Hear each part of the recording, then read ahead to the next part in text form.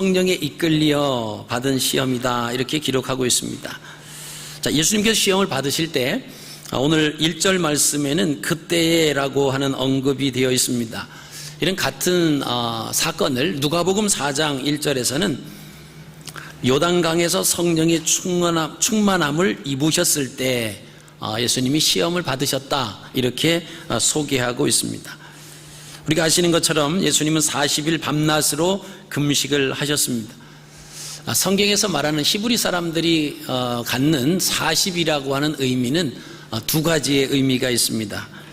먼저 40이라고 하는 숫자의 의미는 고난과 관련된 것으로 생각합니다. 그래서 고통이 극에 달하는, 그래서 더 이상 참기 어려운 상황을 의미를 합니다. 그 다음에 두 번째 40이라고 하는 의미는 영광과 관련된 것으로 새로운 시작을 알리는 그러한 것으로 이해를 합니다. 자, 그런 의미에서 오늘 본문에 나오는 예수 그리스도께서 광야에서 40일 밤낮 금식하신 그 이유는 두 가지 의미를 동시에 포함하고 있습니다.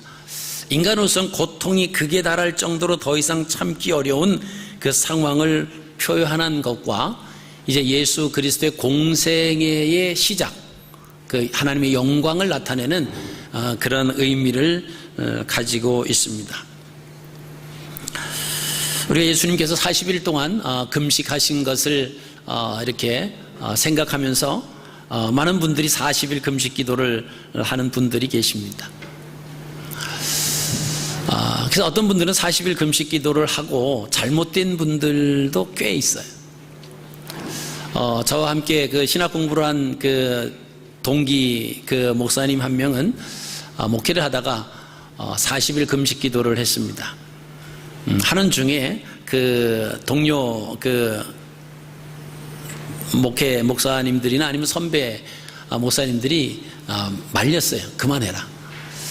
도저히 이 몸을 가지고 지금 이 상황으로 40일까지 갈 수가 없다라고 하는 그런 만료에도 불구하고 계속 40일을 채웠습니다. 채우고 나서는 이분이 좀 이상해졌어요. 정신이 좀 돌았습니다. 그래서 막 이상한 말하고 정신전력은 유치원생 정도로 되고 막 아무데나 희죽희죽 웃고 좀 정신이 그렇게 됐다가 결국은 옥상 4층인가요? 4층에서 주일날 튀어내려서 그냥 세상을 떠나는 그런 일도 있습니다. 또 제가 아는 그 선배 목사님은 40일 금식 기도를 잘 마쳤어요. 마치고 나서 오살리 금식 기도원에 가서 했는데, 이제 끝났으니까 그 오살리 금식 기도원 가보신 분들 아시겠습니다만은 금식하고 난 분들에게는 그 동치미 국물을 줍니다.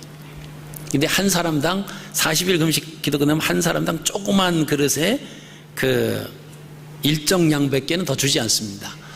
왜냐하면 물도 잘 이렇게 음식을 섭취 안 하다가 갑자기 많이 먹으면 이 창자가 또 잘못되거든요. 근데 그 끝나는 날 동기 목사님들이 여럿이 갔어요. 그래서 한 사람당 하나밖에 안 주니까 가서 줄을 서가지고 다른 사람처럼 다 받아와가지고 몇 사발을 먹였습니다. 그랬더니 그분이 또 이상하게 됐어요. 그래서 목회를 못하는 그러한 현상도 일어났습니다. 자, 왜 이 말씀을 드리냐면 예수님이 40일 금식하셨기 때문에 나도 꼭 40일을 해야 예수님이 하신 것처럼 그런 능력이 나타난다, 그런 의미로 우리가 받아들이면 안 된다라고 하는 겁니다. 이 40이라고 하는 것은 고통이 극에 달해서 더 이상 참기 어려운 상황. 그러니까 어떤 사람은 40일이 아니라 20일만 하면은 20일 이상은 못 참는 거, 그러면 그 20일이 그에게는 고통이 극에 달아서 더 이상 참기 어려운 그 순간입니다. 그 20일 금식 기도해도 됩니다. 어떤 분은 한 끼도 못 굶으시잖아요. 그러면 열심히 드셔야 돼요. 그래서 열심히 먹고 힘 얻어서 하나님의 영광을 위해서 하는 게 낫지, 그 굶으면 아무것도 행하지 못하면서 굶는다고 다는 아니다라고 하는 것입니다. 그래서 40이라고 하는 그 의미는 고통이 극에 달하는, 예수님이 더 이상 인간의 모습으로 참고 견디기 어려울 정도로 그 기도하셨던 것이 40일 동안 하셨다라고 하는 겁니다. 아마 예수님이 더 어떤 그 체력이 있으셨다라고 하면 뭐 50일, 60일 뭐 있을 수 있었겠죠. 근데 40일이라고 하는 그런 의미는 그런 고통이 극에 달았다, 더 이상 참기 어려운 상황이다 라고 하는 의미와 또 하나님의 영광을 나타내는 새로운 시작을 의미한다라고 하는 것을 여러분이 기억을 좀 하시면 좋을 것 같습니다. 자, 오늘 세 곳에서 세 가지 시험을 받으십니다. 성경에 등장하는 시험은 우리가 아시는 것처럼 크게 두 가지로 나눕니다. 긍정적인 의미에서의 시험과 부정적 의미에서 시험입니다. 긍정적 의미에서 시험은 하나님께서 하나님의 자녀들에게 하시는 그 시험이에요. 말 그대로 테스트입니다. 하나님께서 하나님의 자녀들에게 하시는 그 시험은 그 사람을 세우는 거예요. 그리고 그 사람을 살리는 거고 그 사람에게 복 주시기 위한 시험이다라고 하는 것입니다. 근데 부정적인 의미에서 이 마귀가 하는 그런 시험은 죽이는 겁니다. 무너지게 하고 하나님과 사이가 떨어지게 하고 멸망시키게 하는 그런 의미가 다르다, 목적이 다르다라고 하는 것입니다. 오늘 본문에 나오는 예수님의 시험은 사람이 받는 시험과 또 사단이라고 하는 대상은 같지만 시험을 받게 된 원인은 다릅니다. 사람은 욕심에 이끌려서 시험을 받습니다. 다시 말하면 죄 때문에 시험을 받는 경우가 많이 있습니다. 그렇지만 예수 그리스도는 어떤 의도를 가지고 스스로 받으신 것입니다. 그래서 인간은 죄 때문에 시험을 받지만 예수님은 죄 때문에 시험을 받으신 것이 아니다라고 하는 것을 우리가 생각을 하셔야 된다라고 하는 것입니다. 예수님께서 오늘 말씀 보니까 성령에 이끌려서 광야로 가셨습니다. 자, 이끌려 갔다라고 하는 것은 어떤 의도를 가지고 가셨다라고 하는 의미가 포함되어 있습니다. 가장 힘든 상황에서 어떻게 하면 사단의 시험을 이길 수 있는가를 보여주기 위한 그 모습입니다. 오늘 본문 말씀을 보시면 예수님께서 시험을 받으신 장소가 세 곳입니다. 유대 광야, 그리고 예루살렘 성전, 그리고 여리고 뒷산. 이는 매우 중요한 의미가 있습니다. 이 세 곳에서 세 가지 시험을 받으셨습니다. 그 세 가지 시험은 뭡니까? 돌들로 떡덩이 되게 하라. 뭐 우리나라 번역하니까 떡으로 했는데 사실 뭐 영어나 원어는 이제 빵이죠. 돌들 가지고 빵을 만들어라. 두 번째 시험이 뭐냐면 성전 꼭대기에서 뛰어내려라. 그리고 세 번째는 엎드려 나에게 경배하면, 여기서 나라고 하는 것은 사단이죠. 나에게 경배하면 천하 만국과 그 영광을 다 주겠다. 자, 이 히브리인들의 삼중 구조 의식이 그대로 잘 나타내 있는 그 모습입니다. 그 의미는 뭐냐면 이 땅에 살다 보면 다양한 시험, 즉 다양한 유혹을 받을 수 있다라고 하는 의미가 포함이 되어 있습니다. 자, 우리가 이스라엘 지역에 대해서 지리적 감각이 사실은 우리가 가보시지 않은 분 이외에는 전부 다 잘 모르죠. 우리가 예수님께서 시험을 받으셨다라고 하는 한 장소에서 받으신 것이 아니냐 이렇게 생각을 할 수도 있는데, 그러나 한 장소가 아니라 세 곳으로, 그곳은 좀 거리가 떨어져 있습니다. 만약에 걸어서 간다라고 하면 상당한 시간을 요하는 그런 거리다라고 하는 것입니다. 자, 이제 세 가지 시험을 하나하나 살펴보기를 원합니다. 자, 첫 번째 시험 받으신 장소는 유대 광야입니다. 그래서 오늘 본문 말씀 1절부터 4절에 나오고 있습니다. 자, 그곳 광야는 여리고 북쪽 유대 광야일 가능성이 큽니다. 그래서 광야라고 하는 것은 에레모스라고 하는 헬라어인데 버림받은 고독한 황막한 그런 곳이 광야라고 하는 것입니다. 그리고 히브리어는 미드바르라고 하는 단어를 쓰는데 그것은 마라다라고 하는 다바르에서 유래가 됩니다. 그러니까 이 광야는 어떤 곳인가를 잘 히브리어를 보면 알려주죠. 하나님 편에서 보면은 하나님이 말씀하시는 곳이 다바르라고 하는 겁니다. 그래서 미드바르라고 하는 것이고, 사람 편에서 그 광야라고 하면 하나님의 음성을 듣는 곳이 광야다라고 하는 것입니다. 그래서 광야는 하나님이 그 백성들, 그 종들을 훈련시키시는 곳이 바로 광야입니다. 그래서 이스라엘 백성들을 훈련시키실 때 하나님은 광야로 내모시는 것을 우리가 성경을 통해서 보시게 됩니다. 자, 이 광야에서 마귀가 예수님에게 어떤 유혹을 하였는지 오늘 3절에 나타납니다. 3절 말씀 보시면 내가 만일 하나님의 아들이여든 이 돌들로 빵이 되게 하라 라고. 이 돌들로 떡덩이가 되게 하라. 여러분, 광야에서 돌을 가지고 빵을 만들어라 라고 하는 것은 매우 적절한 그런 표현입니다. 왜냐하면 그 광야에 있는 그 돌들이 많은데 그 돌들의 모습이 그 피타빵의 모습처럼 생겼거든. 그러니까 얼뜻 보면은 빵같이 생긴 거예요. 그러니까 이 돌들을 가지고 빵을 만들어라.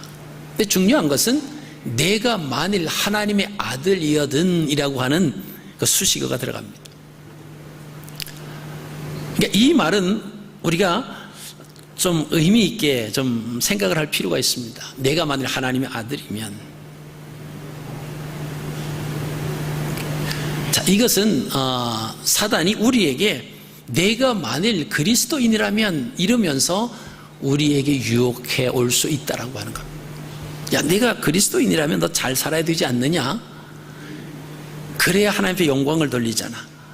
내가 정말 그리스도인이라면 내가 뭐 좀 출세를 하고 높은 자리에 앉아야 사람들이 우러러 볼 거 아니냐? 이것이 하나의 미혹이요 유혹이 될 수 있다라고 하는 것입니다.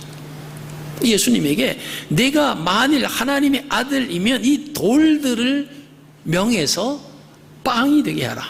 왜 지금 40일 밤낮으로 금식하시고 줄이셨다 이렇게 말씀했습니다.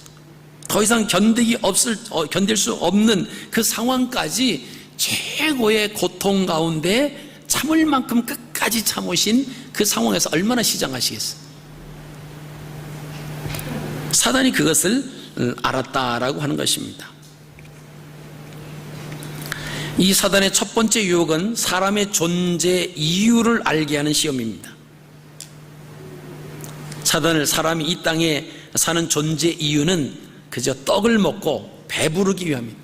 그러니까 빵을 먹고 배부르기 위함이 내가 이 땅에 살아가는 존재의 목적이다라고 하는 것을 이야기하고 있습니다. 여기에 대해서 예수님은 어떻게 대응을 하십니까? 신명기 8장 3절 말씀을 인용해서 마태복음 4장 4절 말씀으로 대응하십니다.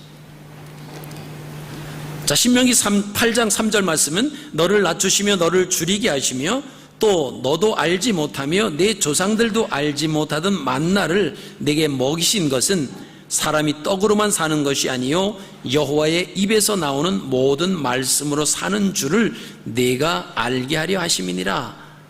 자, 마태복음 4장 4절은 사람이 떡으로만 살 것이 아니요 하나님의 입으로부터 나오는 모든 말씀으로 살 것이라 하였느니라.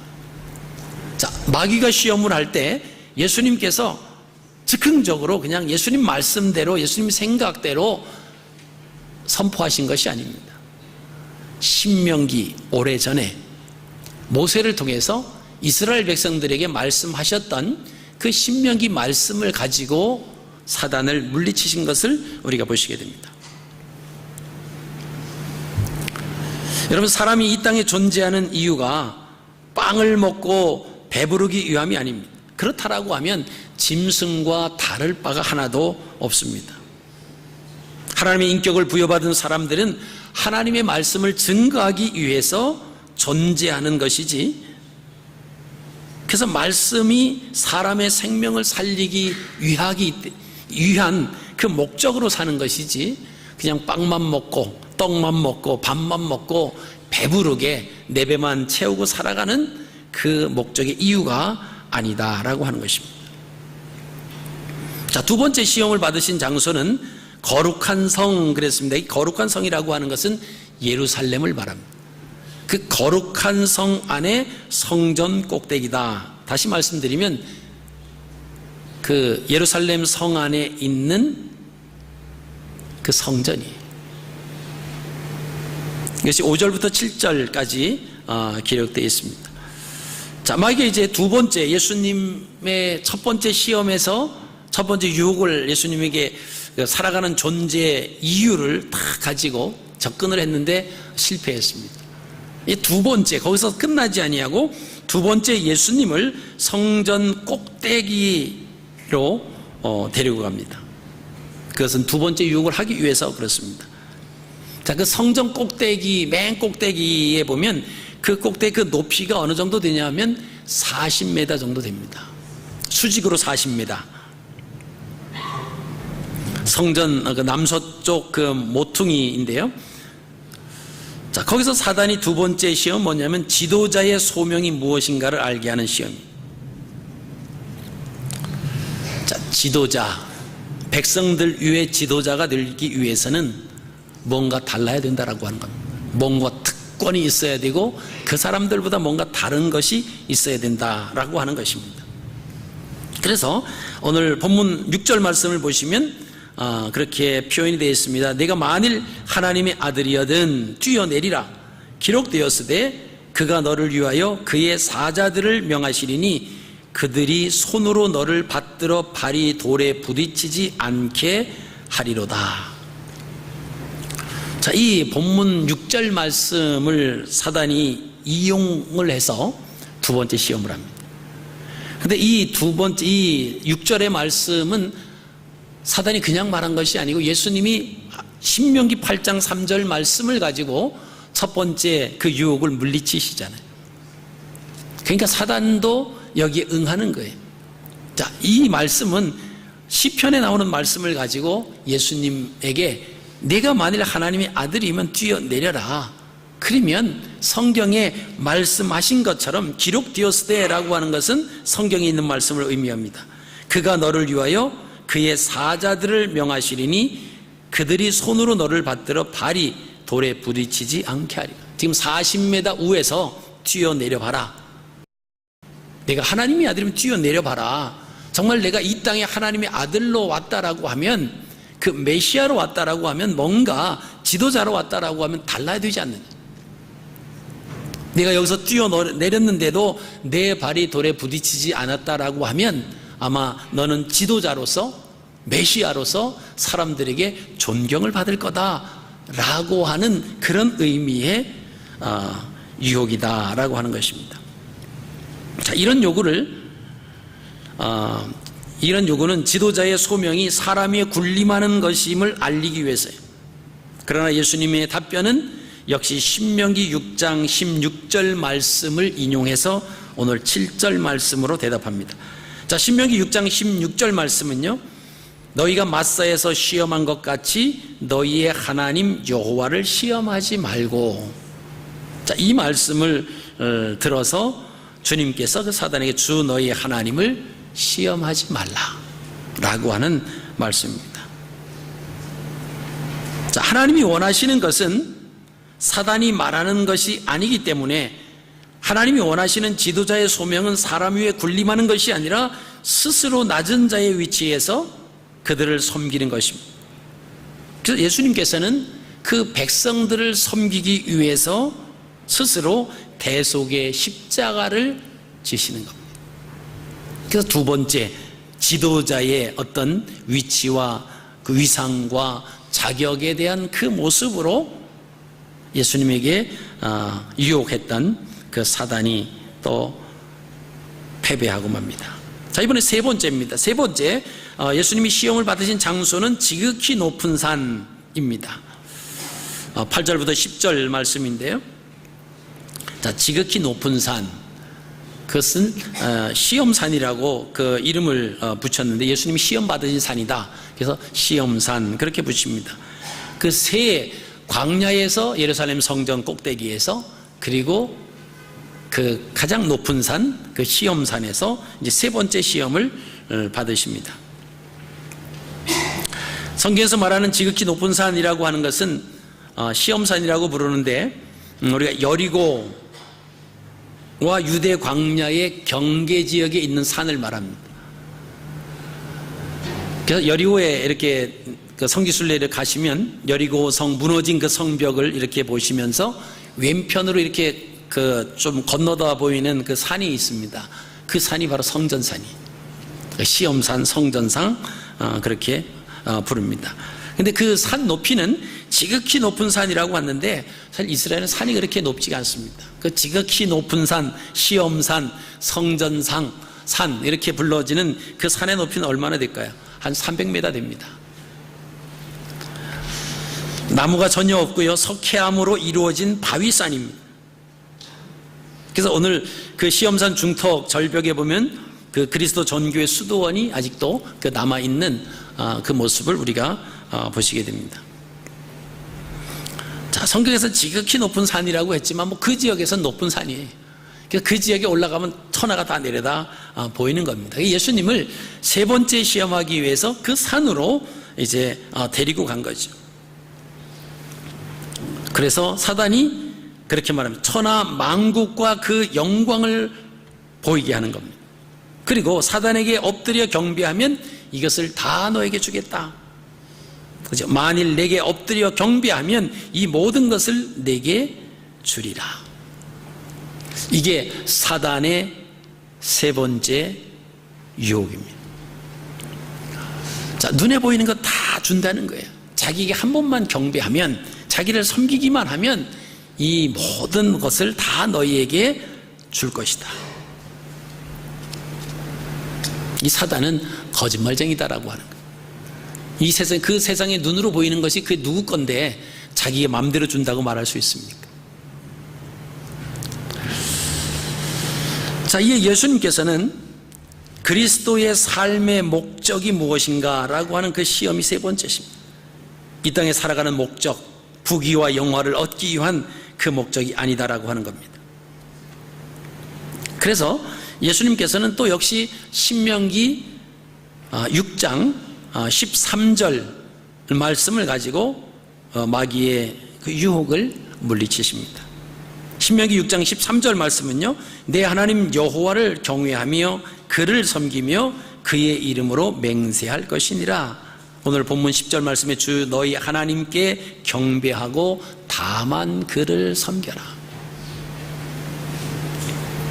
여러분, 삶의 목적은 천하를 얻는 것이 아니라 천하 만물을 만드시고 운행하시고 마무리하실 하나님께 영광을 돌리고 오직 그분만을 섬기면서 사는 것이라고 하는 말씀입니다. 그래서 10절에 다만 그를 섬기라 라고 하는 그 말씀은 예배의 대상은 오직 하나님 한 분이시다 라고 하는 것을 예수님이 말씀하고 계십니다. 자, 예수님께서는 세 가지 다양한 시험, 세 가지만 받으셨다라고 하는 것이 아니라 이 세 가지 다른 장소에서 다른 종류의 시험을 받으셨다라고 하는 것은 아까도 말씀드린 것처럼 우리가 인생을 살다 보면 다양한 유혹을 받을 때가 있다라고 하는 것입니다. 자, 유혹은 다양하지만 그 유혹을 물리칠 수 있는 방법은 한 가지였습니다. 그건 뭐냐면 말씀이었어요. 신명기 8장에 있는 말씀과 신명기 6장에 있는 말씀을 가지고 그 모든 마귀의 시험을 물리치신 예수님을 우리가 보실 수가 있습니다. 여러분, 우리가 존재하는 이유가 무엇이겠습니까? 사단은 사람에게 잘 먹고 잘 입고 잘 사는 것에 초점을 맞추게 합니다. 이렇게 살면 우리가 사단에게 지는 것입니다. 우리가 사단을 이기는 삶을 살려면 예수님께서 말씀하신 대로 그 말씀대로 살아가는 것. 예수님께서는 이 땅에 우리가 살아가는 존재의 이유가 뭐냐라고 했을 때 생명 살리는 일에 쓰임받기 위하여 존재한다, 그렇게 말씀합니다. 그래서 내가 가진 재능이나 물질이나 건강과 시간 등을 무엇이든지 생명 살리는 일에 쓰임을 받는다라고 하는 것은 그것은 사단을 이기는 삶이 되는 거예요. 그리고 주님께서 기뻐하시는 삶을 살아가는 거예요. 그래서 우리가 무엇을 하든지 나의 가지고 있는 모든 것을 다 총동원해서 나의 재능과 어떤 기능과 달란트라든가 어떤 시간, 물질, 건강 이런 것을 다 총망라해서 생명 살리는 일에 우리가 관심을 갖고 살아가는 것이 우리가 이 땅에 존재하는 이유다라고 하는 것입니다. 여러분, 지도자의 소명이 무엇입니까? 사단은 지도자의 소명을 사람 위에 군림하는 것이라고 미혹을 합니다. 여러분, 우리가 그렇게 살면 사단에게 패배하는 것. 우리가 사단에게 이기는 삶을 살기 위해서는 예수님께서 지도자는 사람 위에 군림하는 것이 아니라 스스로 낮은 자리에서 그들을 섬기며 그들의 대속물로 돌아가셨던, 십자가를 지고 우리의 죄를 담당하셨던 그 모습이 진정한 지도자의 모습이다라고 하는 것입니다. 우리가 그렇게 살아야 우리가 승리하는 삶이고 하나님께서 기뻐하시는 삶이 되는 것입니다. 우리의 삶의 목적이 무엇입니까? 천하를 얻고 사람들로부터 영광을 얻는 것이 목적이다. 이것은 사단이 우리에게 유혹하는 거예요. 사람들에게 그렇죠, 영광을 얻고 살아가야 되지 않느냐. 우리가 그런 생각을 가지고 살아간다라고 하면 우리는 역시 사단에게 지고 마는 삶을 살 수밖에 없다라고 하는 것입니다.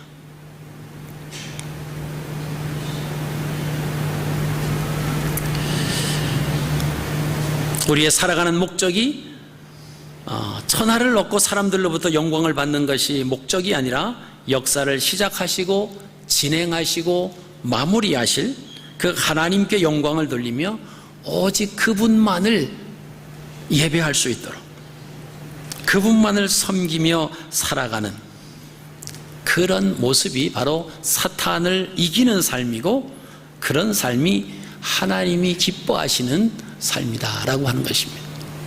그래서 은혜 받을 수 있는, 또 하나님을 인격적으로 만날 수 있는 방법이 있다라고 하면 우리가 그 방법에 온 힘을 기울여야 됩니다. 어른들이야 스스로 그 판단해서 할 수 있지만 우리 자라나는 자녀들은 그러지 못한 경우가 많이 있거든요. 그래서 인격적으로 언제 어떤 상황에서 어떤 말씀을 들을 때 하나님과 인격적으로 만날지 아무도 모릅니다. 그런 장소와 그런 환경을 우리 어른들이 자꾸 만들어줘야 돼요. 비록 거기에 돈이 좀 들어간다라고 할지라도 그 돈을 들여서라도 우리 자녀들을 은혜 받는데 사실은 보내야 돼요. 우리가 몇 년 전에, 지금은 그 학생들이 지금 청년들이 올라오고 막 지금 학생들 중에서 이제 고학년에 지금 있습니다만은 우리 유스코스타에 갔다가 다 저희 교회에서 10몇 명이 갔는데 전부 은혜를 받고 왔어. 이 중에 갔다 그때 은혜를 받고 온 사람들이 있을 텐데 자기가 뭐가 되겠다, 어떻게 살겠다 그러면서 큐티하고 말씀을 읽고 막 그랬던, 그래서 참 우리 부모님들이 참 감사하고 감동했던 그때가 있습니다. 몇 년 됐어요. 문제는 지금도 그런 열정이 있느냐라고 하는 거예요. 그렇지 않다라고 하면 우리가 한 번 그래 은혜 받은 것 가지고 이것이 영원토록 가지 않는다라고 하는 것을 알게 되는 거예요. 그래서 기회 있을 때 자꾸만 그렇게 합법적이고 정상적인 그런 집회가 있을 때는 본인들도 가려고 해야 되고 부모님들도 무슨 수를 써서라도 보내야 돼요. 여러분, 아무리 부모님들이 수없이 부모님이 자녀를 향한, 자녀가 잘 되기 위한 그 마음을 어느 사람하고 비교할 수 있겠습니까? 또 얼마나 많은 그런 마음과 애정을 가지고 자녀 잘 되기를 위해서 격려하고 얘기해 주잖아요. 근데 문제는 그게 자녀들 귀에 안 들어간다라고 하는 게 그게 문제이죠. 근데 어느 날 예배를 통해서 말씀을 듣다가 그 인격적으로 예수 그리스도를 만나게 되면 그 아이의 삶은 그 자리가 바로 터닝 포인트가 되는 거예요. 그러고 나면 거기에 계속 지속적으로 관심을 갖고 조금만 해주면 그 아이는 계속 그 은혜 안에서 살아갈 수가 있습니다. 근데 한번 은혜 받았다고 쟤는 이제 됐다, 쟤는 이제 올바로 살겠구나, 그리고 관심을 갖지 않으면 그 아이는 좀 가다가 원래 상태로 다시 돌아가서 그런 상태로 될 가능성이 많다라고 하는 것입니다. 그 한 번 은혜로 족한 것이 아니에요. 그래서 계속적으로 지속적으로 그 해야 돼. 그게 뭐지? 그것이 바로 생명 살리는 일. 우리가 생명 살린다라고 하니까 뭐 아프리카에서 막 그 기아에서 막 굶어 죽어가는 사람들을 살리는 거, 예, 물론 그 사람들을 살리는 거 생명 살리는 겁니다. 우리 자녀들에게 지금 이 아이들이 굶주려 가고 있다라고 생각. 너무 먹어서 살이 찐다 이렇게 하잖아요. 육신의 양식은 너무 먹어서 살이 찌지만 영적인 양식은 하나님과 만남이 계속 소통되지 않음으로 인해서 시들해져 가고, 그죠? 아주 피폐한 모습으로, 초췌한 모습으로 되어가고 있는지를 한번 영적인 상태를 점검해 볼 필요가 있다라고 하는 것입니다. 그게 바로 생명 살리는 일이에요. 우리가 돈 몇 푼 들어간다고 그 아까워가지고, 여러분 그 돈이 문제겠습니까? 거기 가면 그동안 뭐 아르바이트해서 돈 벌어야 되는데 그거하고 비교가 된다라고 하는 자체가 벌써 뭔가 우리가 비교하지 말아야 할 것을 비교하는 거예요. 그래서 인격적으로 생명 살리는 일에 우리가 얼마만큼 관심을 갖고 있느냐. 여러분 그렇게 우리가 살아도 다양한 유혹들이 우리에게 자꾸만 온다라고 하는 겁니다. 그래서 우리가 늘 말씀을 부여잡고 살지 않으면 그 마귀가 주는 그 유혹에 넘어가요. 야, 돈이 제일 아니냐? 그럼 가만히 생각해 보면 그럴 것 같거든요. 야, 내가 출세해야 되지 않느냐? 내 이 세상에 살아가는 목적이 뭐냐? 그래도 좀 영광을 받고 사람들에게 지도자라고 하는 그런 존경심을 받고 좀 남 위에서 군림해야 되지 않겠느냐? 사단의 말을 듣다 보면은 그럴듯해 보입니다. 맞는 것 같아 보여요. 그러나 그것이 하나님의 말씀으로 보면은 정반대다라고 하는 거예요. 물론 떡 중요합니다. 예수님도 그렇게 말씀하셨어요. 사람이 떡으로만 살 것이 아니다. 이 말은 떡은 필요 없다라고 하는 것이, 떡으로만, 이게 떡도 필요하지만 그거가 다가 아니다라고 하는 거예요. 여호와의 입으로 나오는 모든 말씀으로 살아야 한다라고 말씀하셨어요. 내가 하나님의 자녀라고, 하나님이 나를 보호해 주실 것이라고 우리가 뭐 다리 위에서 뛰어내리고 뭐 마음대로 하나님이 나를 보호해 주실 거야. 그것은 뭐죠? 하나님을 시험하는 거예요. 우리 눈에 보이는 것, 그거 얻기 위해서 우리가 하나님 아닌, 경배 대상이 아닌 그 사단에게 무릎 꿇어 엎드려 경배한다라고 하면, 물론 그 모든 것 다 얻지도 못해. 왜? 사단은 거짓말쟁이기 때문에, 자기 거가 아니기 때문에 줄 수도 없어요. 거기에 우리가 미혹되어서 빠질 수밖에 없다라고 하는 것입니다. 예수님께서는 3가지 시험을 모두 말씀으로 이기셨습니다. 예수님께서 받으신 3번의 시험을 통해서 우리가 깨닫는 것이 있습니다. 사단이 주는 것은 그 어떤 것이라도 받으면 안 된다라고 하는 거예요. 그 말에 귀를 기울이면 아니 된다라고 하는 것입니다. 심지어 천하 만국과 그 영광을 다 준다 해도 거기에 손을 내밀어서 나를 달라 이렇게 응하면 안 된다라고 하는 것입니다. 사단의 유혹은 우리를 살리는 것이 아닙니다. 우리를 미혹에 빠뜨려서 우리의 판단력을 흐리게 해서 하나님께로부터 떨어지게 하는 거예요. 잘 살기 위한 것이 아니라 우리를 죽게 만드는 것입니다. 그렇기 때문에 우리가 하나님 말씀에 귀 기울이며 살아가는 그런 정신을 차리고 우리가 있지 아니하면 그 어둠의 세력이 말하는 거에 우리가 다 넘어가기가 쉽다라고 하는 것입니다. 여러분, 이번 한 주간 믿음으로 하나님 말씀을 부여잡고 그 사단의 그 미혹에, 그 달콤한 말에 넘어가지 않고 오직 하나님 말씀만 부여잡고 승리하시는 복된 한 주의 삶이 되시기를 주님의 이름으로 축복합니다.